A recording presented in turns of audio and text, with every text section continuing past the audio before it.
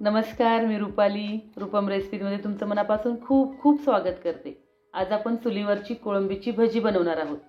अगदी टेस्टी अशी ही भजी लागतात आणि खूप छान कुरकुरीत होतात।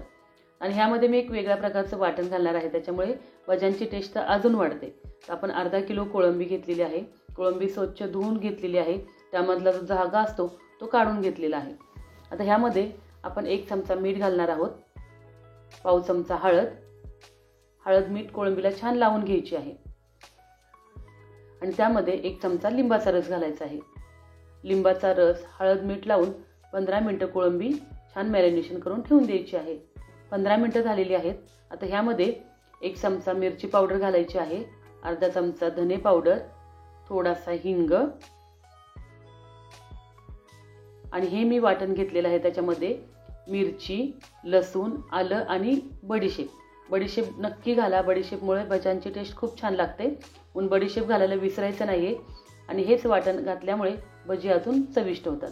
त्यामध्ये घालणार आहोत 2 चमचे बेसन पीठ आणि 4 चमचे घालायचे आहे तांदळाचे पीठ।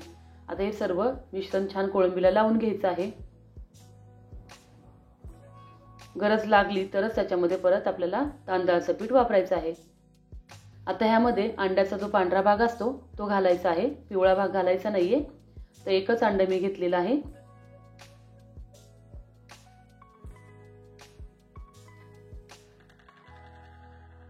आता हे सर्व व्यवस्थित मिक्स करून घ्यायचं आहे। चुलीवर कढईमध्ये तेल तापण्यासाठी ठेवलेलं आहे। तेल गरम झाल्यानंतरच एक एक कोळंबी तेलामध्ये छान सोडायची आहे। काळजी घ्यायची की ते एकाला एक चिकटणार, कोळंबी आहे ते एकाला एक चिकटणार नाहीये। आणि छान एकसारखं हलवत कोळंबी छान तळून घ्यायची आहे। हिरवी मिरची, लसूण, आलं आणि बडीशेप याचं जे वाटण घातलेलं आहे, त्या वाटणामुळे कोळंबीची जी भजी आहेत ती खूप टेस्टी होतात। बडीशेपचा जो टच असतो ना तो खूप छान लागतो कोळंबीमध्ये, म्हणून बडीशेप घालायला विसरू नका। तशा पद्धतीने छान कुरकुरीत होईपर्यंत आपल्याला ही कोळंबीची भजी तळून घ्यायची आहे। तर अशाच प्रकारे सर्व भजी आपण तळून घेणार आहोत। माझी ही फेवरेट डिश आहे, तुम्ही पण नक्की करा आणि कशी झाली ती मला कमेंट बॉक्समध्ये कळवायचं आहे। तर अशाच प्रकारे आपली ही कोळंबीची भजी आपण सर्व तळून घेतलेली आहे।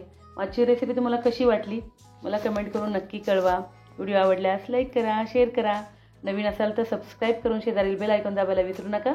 चला मग भेटूया अशा छान छान डिलिशियस रेसिपी घेऊन पुढील भागामध्ये।